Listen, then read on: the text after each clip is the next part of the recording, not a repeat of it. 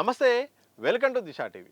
భారతదేశంలో ఈ మధ్య కాలంలో వయసుకు సంబంధం లేకుండా షుగర్ వ్యాధి మాత్రం వ్యాపిస్తుంది. ఇక చిన్న పెద్ద అనే తేడా లేకుండా మారిన ఆహార అలవాట్లేమో, కాలుష్యమేమో, ఏ కారణాలు ఏమైనప్పటికీ మాత్రం ఇక ఈ షుగర్ వ్యాధి మాత్రం చాలామందిని మాత్రం ఇబ్బంది పెడుతుంది. దీర్ఘకాలిక వ్యాధి కావడంతో ఇక హాస్పిటల్కి వెళ్ళడంతో పేద అలాగే మధ్యతరగతి వాళ్ళకు ఇది ఆర్థిక భారంగా అవుతుంది, ఎంతో ఇబ్బందికరంగా మారుతుంది. చాలా వరకు సకాలంలో దీన్ని గుర్తించకపోవడం వల్ల కూడా అవయవాలపై ఎఫెక్ట్ కావడం వల్ల ఇంకా ఈ తీవ్రత పెరిగిపోయి కుటుంబాలకు భారంగా మారుతుంది.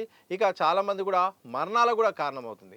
దీంతో ఇక కేంద్ర రాష్ట్రాలు కూడా ఈ షుగర్ బీపీల విషయంలో మాత్రం చాలా సీరియస్గా ఉన్నాయి. ఎలాగైనా దాదాపు దీన్ని అరికట్టాలి, దీనిపై అవగాహన కల్పించాలని కూడా చాలా పథకాలు వస్తున్నాయి. చాలా అంశాలపైన కూడా స్టడీ చేసే ప్రయత్నాలు జరుగుతున్నాయి. తాజాగా కేంద్ర ప్రభుత్వం మాత్రం టైప్ 1 డయాబెటీస్ పైన మాత్రం ఒక కీలకమైన నిర్ణయం అయితే తీసుకుంది. ఈ ఎక్సలెన్స్ సెంటర్ ఫర్ ఎక్సలెన్స్ అనే హాస్పిటల్గా చేస్తూ 8 రాష్ట్రాల్లో 14 హాస్పిటల్ మాత్రం ఎంపిక చేసింది. ఈ 14 హాస్పిటల్లో మాత్రం టైప్ 1 సంబంధించిన షుగర్ పేషెంట్లకు మాత్రం ఉచిత వైద్య సేవలు అందించడానికి ఇక ఒక నిర్ణయం అయితే తీసుకుంది. దీని ద్వారా పేద మధ్యతరగతి కుటుంబాలకైతే ఒక భరోసా, ఆర్థిక భరోసా అయితే కల్పించే ప్రయత్నం చేసింది. తద్వారా నెలకు 3 నుండి 5,000 రూపాయల ఖర్చునైతే ఆదా చేసుకునే అవకాశం కూడా ఆయా కుటుంబాలకు కూడా కల్పించింది.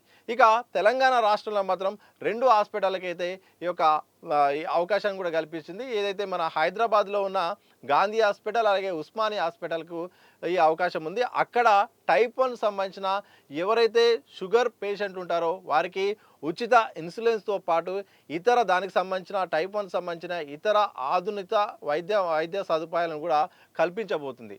ఇట్లా మొత్తానికి టైప్ 1 పైన కేంద్రం అయితే దృష్టి సారించింది. ఎందుకంటే ఈ టైప్ 1 అనేది చాలా చిన్నపిల్లలకి, ప్రధానంగా చిన్నపిల్లలకు, యువకులకు ఎక్కువగా ఇది ఒక వ్యాప్తి ఎక్కువగా ఇది అటాక్ చేస్తుంది.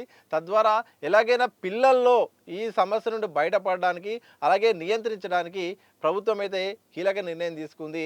ఇక ప్రధానంగా ఎందుకు ఈ టైప్ 1 వస్తుందనే దానిపైన దానికి సంబంధించి కూడా ప్రభుత్వం ఒక కీలక విషయం కూడా చెప్పింది.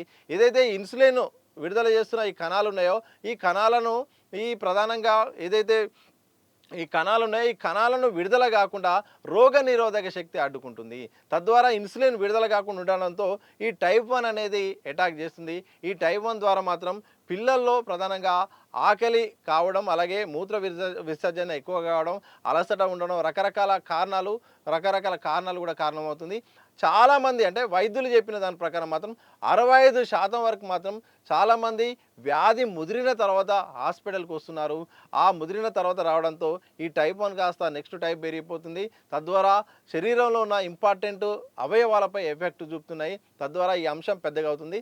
అందుకోసమే పిల్లల విషయంలో తల్లిదండ్రులు జాగ్రత్తగా ఉండాలి. వాళ్ళ లక్షణాలు ఏమైనా ఉన్నా, కుటుంబంలో ఆల్రెడీ ఎవరికైనా షుగర్ ఉన్నా కానీ పిల్లల ఆరోగ్యంపై కూడా ఒకసారి టెస్ట్ చేయించాల్సిన అవసరం ఉంటుంది.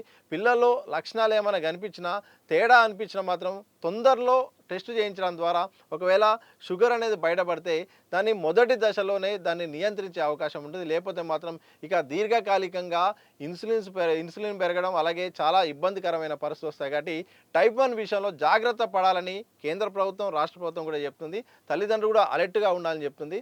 మొత్తానికి మాత్రం కేంద్ర ప్రభుత్వం మాత్రం టైప్ 1 విషయంలో ఒక శుభవార్త చెప్పింది. ఇకపై ఎంపిక చేసిన హాస్పిటల్లో ఉచితంగా వైద్య సేవలు కూడా అందించబోతున్నారు.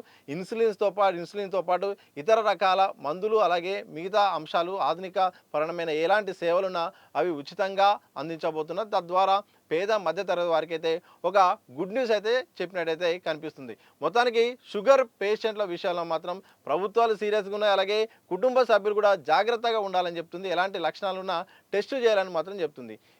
ఈ రకంగా హైదరాబాద్లో మాత్రం గాంధీ అలాగే ఉస్మానియా హాస్పిటల్లో మాత్రం టైప్ 1 సంబంధించిన పేషెంట్లకైతే ఉచిత సర్వీసులు ఇకపై అందించబోతుంది.